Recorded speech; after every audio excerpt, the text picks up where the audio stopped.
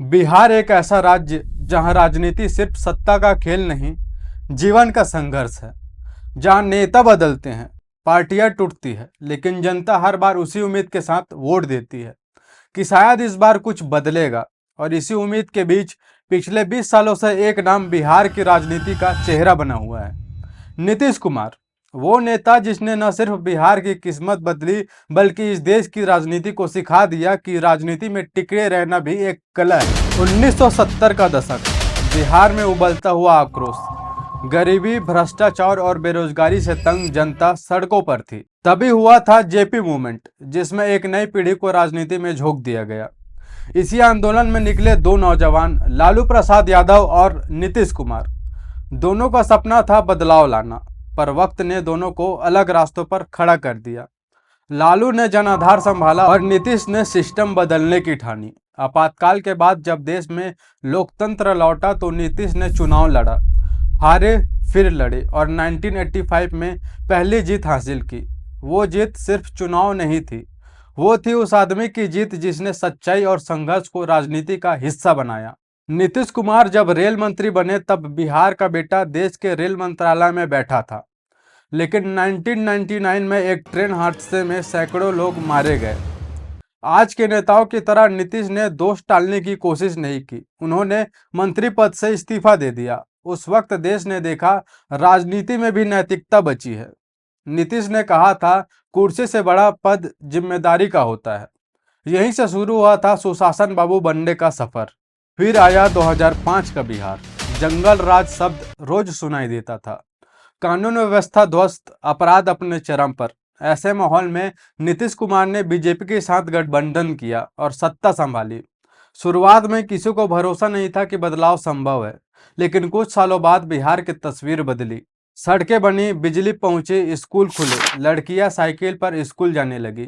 लोग कहने लगे बिहार अब बदल रहा है। नीतीश कुमार का फोकस था गवर्नेंस ओवर पॉलिटिक्स, और इसी ने इन्हें बिहार का विकास पुरुष बना दिया। लेकिन बिहार की राजनीति में जाति एक हकीकत है। लालू ने यादव मुस्लिम समीकरण बनाया, नीतीश ने महादलित, ईबीसी और महिला वोट बैंक तैयार किया। उन्होंने अनुसूचित जाति को दो हिस्सों में बांट दिया, दलित और महादलित, और सरकार की योजनाएं खास तौर पर महादलितों के लिए शुरू की। महिलाओं के लिए साइकिल योजना, आरक्षण और बाद में शराबबंदी। इन सब ने नीतीश को गांव की औरतों के दिल में जगह बनाई। 2025 के सर्वे के अनुसार 60% महिलाएं अब भी नीतीश को वोट देना चाहती है, जबकि तेजस्वी को सिर्फ 28%। अब अगर बिहार की राजनीति का इतिहास लिखोगे तो एक शब्द जरूर आएगा, यू टर्न कुमार। 2013 में बीजेपी छोड़ी, 2015 में आरजेडी के साथ आए, 2017 में फिर बीजेपी के साथ चले गए और 2022 में फिर एनडीए छोड़कर आरजेडी कांग्रेस के साथ आ गए। राजनीति के हर मोड़ पर नीतीश ने साबित किया, राजनीति में कोई स्थायी दोस्त या दुश्मन नहीं होता, सिर्फ स्थायी हित में होते हैं। लोग कहते हैं कि वो अपॉर्चुनिस्ट हैं, पर उनके समर्थक कहते हैं वो स्ट्रेटेजिस्ट हैं, जो हर बार खुद को बचा लेते हैं। 2020 का चुनाव बिहार की राजनीति का टर्निंग पॉइंट था। नीतीश कुमार की जेडीयू की सीट घट गई, फिर भी एनडीए की सरकार बनी और मुख्यमंत्री बने फिर से नीतीश कुमार। कहते हैं कुर्सी पर आने के लिए सीट नहीं, चाल चाहिए, और ये चाल नीतीश के पास हमेशा रही। लोगों को लगा अब उनका ग्राफ नीचे जा रहा है, लेकिन वो हर बार साबित करते हैं, मैं अब भी खेल में हूँ। अब बिहार फिर एक दोराहे पर खड़ा है। 2025 में चुनाव में एक तरफ तेजस्वी यादव की युवा छवि, दूसरी तरफ 74 साल के नीतीश कुमार।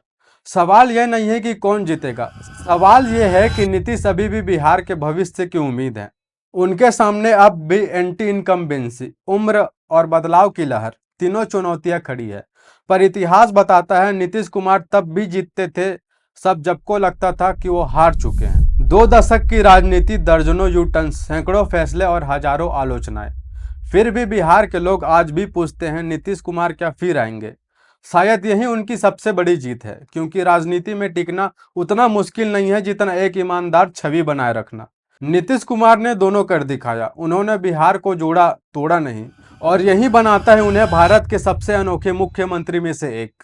अगर आप चाहते हैं कि बिहार का वोटर सोच समझकर फैसला ले, अगर आप चाहते हैं कि राजनीति सिर्फ जाति नहीं विकास पर चले, तो इस वीडियो को जरूर शेयर कीजिए, क्योंकि लोकतंत्र तभी जिंदा रहेगा जब जनता जागेगी। जय हिंद।